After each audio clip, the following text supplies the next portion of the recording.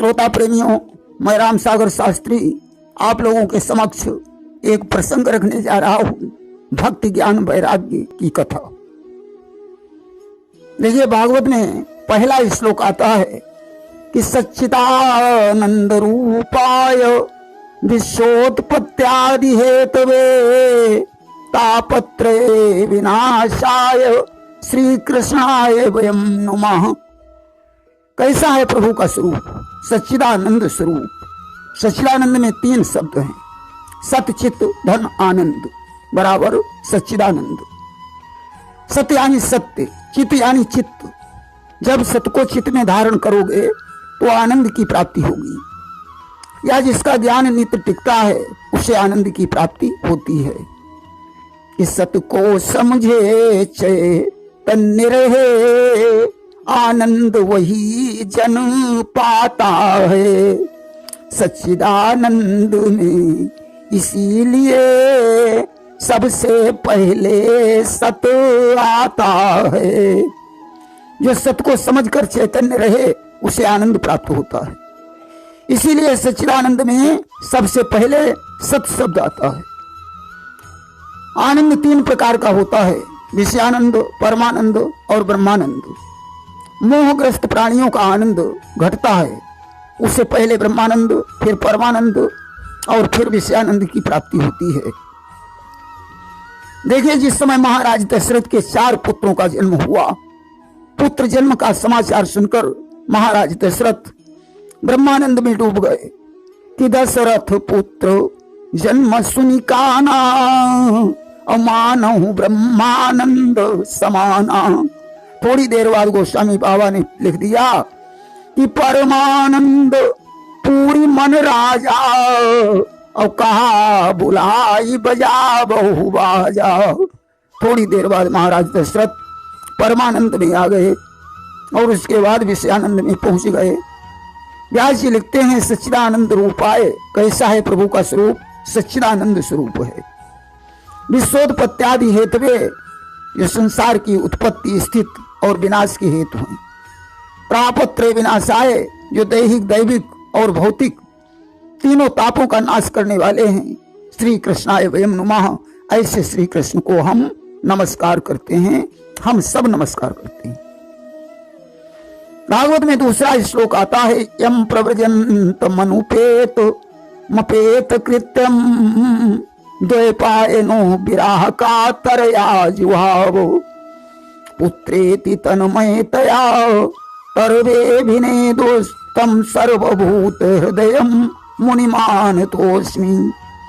जिस समय सुखदेव जी का 16 संस्कारों में से कोई संस्कार नहीं हुआ था तथा लौकिक वैदिक कर्मों के अनुष्ठान का अवसर भी नहीं आया था, तभी उन्हें अकेले ही संन्यास लेने के लिए घर से जाते देखकर उनके पिता व्यास जी विरह से कातर होकर पुकारने लगे, पुत्र तुम कहां जा रहे हो?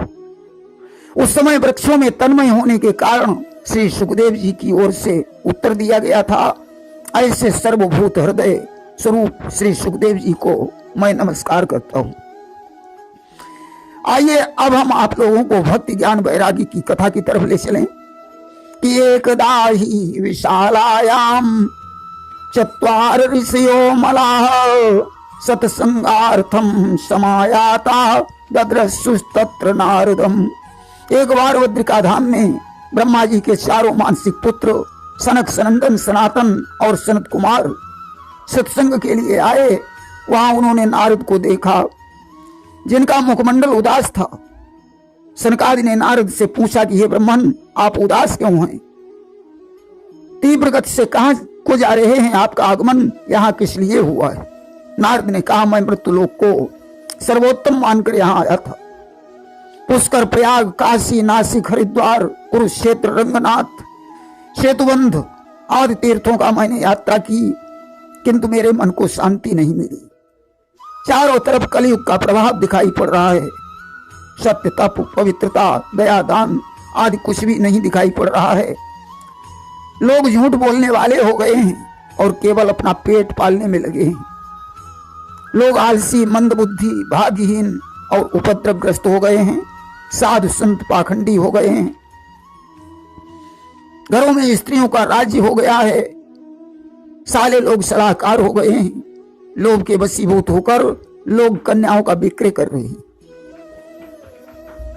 स्त्री पुरुषों में झगड़ा हो रहा है, महात्माओं के आश्रम और तीर्थों पर यवनों का अधिकार हो गया है, कोई योगी और सिद्ध पुरुष दिखाई नहीं पड़ रहा है, सत्कर्म करने वाला कोई नहीं।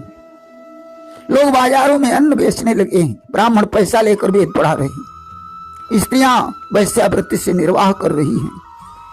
इन सब दोषों को देखते हुए मैं यमुना के तट पर पहुंचा, जहां भगवान श्री कृष्ण ने अपनी लीलाएं की थी। वहां मैंने एक बहुत बड़ा आश्चर्य देखा। सनकादिक ने पूछा, ब्राह्मण वहां क्या आश्चर्य देखा? नारद ने कहा, वहां एक युवती स्त्री खिन्न अवस्था में बैठी हुई थी, उसके पास दो पुरुष अचेत अवस्था में लेटे हुए थे।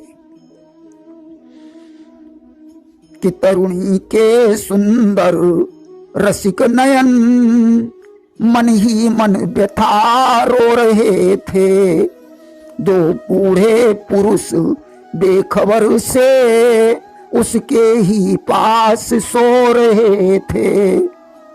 वह युवती दसों दिशाओं में अपनी नजर डाल रही थी। उसके चारों ओर सैकड़ों स्त्रियां बैठी हुई थीं, जो उसके ऊपर पंखा डुला रही थी।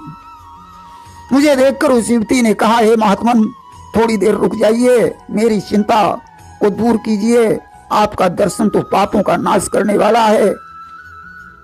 अरे आप जैसे महात्मा के दर्शन तो बड़े भाग्य से होते हैं। नारद जी कहने लगे, हे मुनीश्वरों, मैंने वहां ठहर कर उस युवती से पूछा कि आप कौन हैं और ये दोनों पुरुष कौन हैं, तुम्हारी सेवा में जो संलग्न हैं वो देवियां कौन हैं?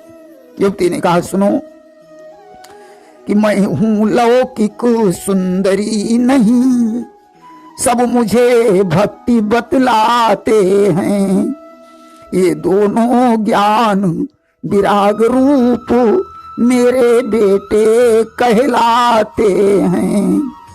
मैं कोई साधारण स्त्री नहीं हूं, मुझे भक्ति कहते हैं। ये ज्ञान और वैराग्य दोनों मेरे पुत्र हैं।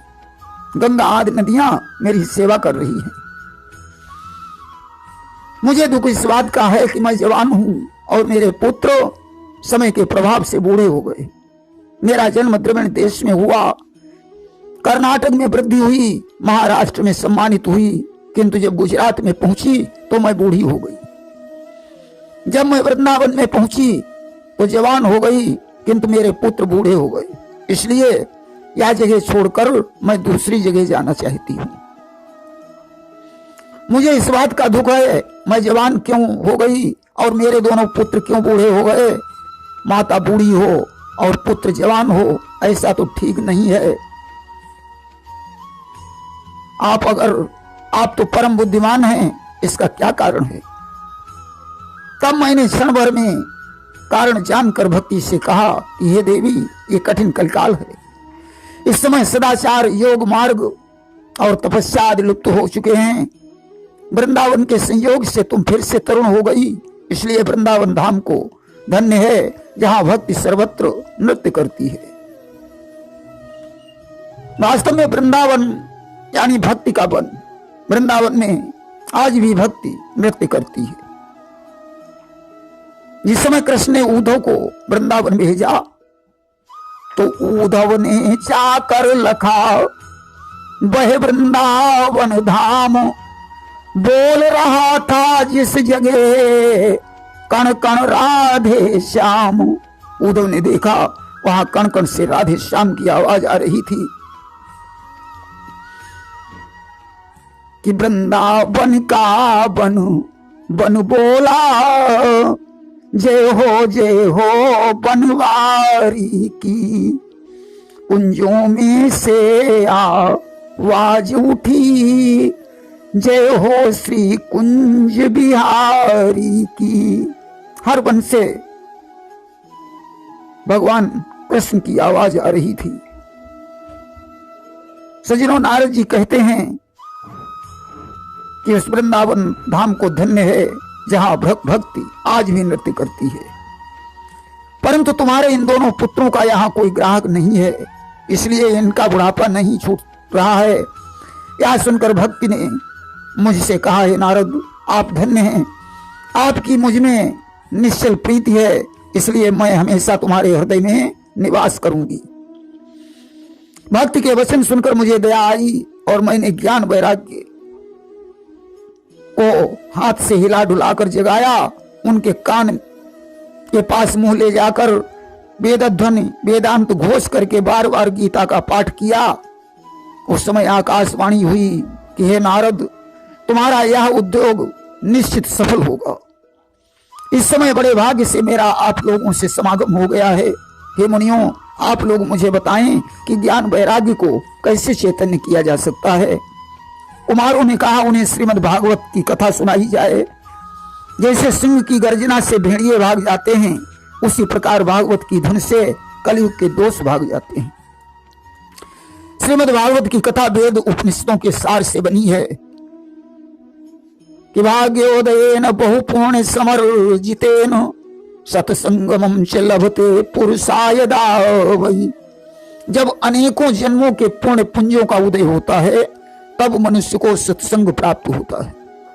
अब इन सत्संग विवेक न होई, राम कृपा बिन सुलभ न सोई। बिना सत्संग के विवेक नहीं होता है और बिना राम की कृपा से सत्संग प्राप्त नहीं होता है। और सठ सुधरई सत्संगति पाई, पारस परिस कुधातु सुहाई। सत्संग के प्रभाव से सठ सुधर जाते हैं। जैसे पारस मणि के स्पर्श से लोहा सोना बन जाता है। देखिए, दुष्ट 4 प्रकार के होते हैं, सठ, खल, मूर्ख और जड़। इनमें सठ का तो सुधार सत्संग से हो जाता है। और खलहु करई भल पाई सुसंगु, मिटई न मलिन स्वभाव यभंगु। खल को कितना भी सत्संग कराया जाए, परंतु उसका स्वभाव नहीं बदलता।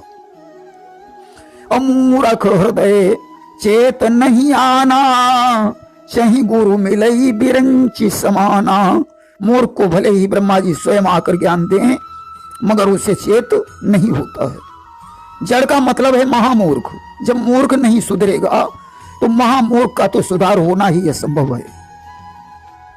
कुमारों ने नारद से कहा कि हरिद्वार के पास आनंद घाट है, वहां पर कथा का आयोजन करो। नारद बोले कि वहां भक्ति ज्ञान वैराग्य को बुलाना पड़ेगा। कुमारों ने कहा नहीं, तत्रैव गंगा यमुना त्रिवेणी, गोदावरी सिंधु सरस्वती च, सर्वाणि तीर्थानि वसन्ति तत्र, यत्र च्युतो दारु कथा प्रसंग। जहां भागवत की कथा होती है, वहां सभी तीर्थ स्वयं पहुंच जाते हैं। भक्ति ज्ञान वैराग्य भी पहुंच जाएंगे। उनके कानों में कथा के शब्द पढ़ने से वे जवान हो जाएंगे। आनंद घाट पर कथा का आयोजन हुआ। नारद जी श्रोता बने, सनकादिक वक्ता बने। कथा का नाम सुनकर अनेकों महात्मा वहां आने लगे। भृगु, वशिष्ठ, च्यवन, गौतम, मेधातिथि, देवल, देवरात, परशुराम, विश्वामित्र, साकल, मार्कंडेय, दत्तात्रेय, पिपलाद, व्यास, पराशर, छाया, सुख, जाजुल्य, जन्मु आज सभी प्रधान ऋषि अपने शिष्यों समेत आए, जिनकी संख्या 88,000 थी। नारद ने सनकादि को श्रेष्ठ आसन दिया। अब तो चारों ओर जयकार, नमस्कार और शंखों का शब्द होने लगा। हजारों अश्वमेध और सैकड़ों वाजपेय यज्ञ, भागवत कथा का 16वां अंश भी नहीं है। गंगा, काशी, प्रयाग, पुष्कर आदि तीर्थ भी इसकी क्षमता नहीं कर सकते हैं। आधा श्लोक या श्लोक का एक चरण भी जो नित्य पढ़ता है, राजसूय और अश्वमेध यज्ञ का फल उसे प्राप्त होता है। जिसने भागवत की कथा नहीं सुनी, उसका तो जन्म लेना ही बेकार है। जो फल तपस्या, योग और समाधि से नहीं प्राप्त होता है, वह सप्ताह पारायण से प्राप्त हो जाता है। आज तो जहां भागवत हो रही थी, वहां तरुणावस्था को प्राप्त अपने दोनों पुत्रों को साथ में लिए हुए भक्ति का प्रवेश होता है। भक्ति भगवान का गीत गा रही थी। श्री कृष्ण गोविंद हरे मुरारे, हे नाथ नारायण वासुदेव। श्री कृष्ण गोविंद हरे मुरारे, हे नाथ नारायण वासुदेव। देखिए, भागवत की कथा सुनकर कैसे कैसे लोगों का उद्धार हो जाता है। जो लोग हमेशा पाप करते हैं, दुराचार में ही लगे रहते हैं, क्रोधी हैं, कुटिल हैं, कामी हैं, सप्ताह परायण से पवित्र हो जाते हैं। जो सत्य से हीन, माता पिता की निंदा करने वाले, तृष्णा से भरे हुए, धर्म रहित, दंभी, दूसरे की उन्नति से जलने वाले, दूसरे को दुखी देखने वाले, ऐसे लोग भी सप्ताह परायण से पवित्र हो जाते हैं। मदिरा पीने वाले, ब्रह्म हत्या से युक्त, सोने की चोरी करने वाले, गुरु पत्नी का गमन करने वाले, विश्वासघाती, निर्दयी, ब्राह्मणों का धन खाने वाले, उनका उद्धार भी सप्ताह परायण से हो जाता है। जो वाणी या शरीर से पाप करने वाले हैं, दूसरे का धन लूटने वाले हैं, मन से मलिन हैं, दुष्ट हृदय वाले हैं, ऐसे लोगों का उद्धार भी सप्ताह परायण से हो जाता है। प्रेम से बोलिए वृंदावन बिहारी लाल की जय।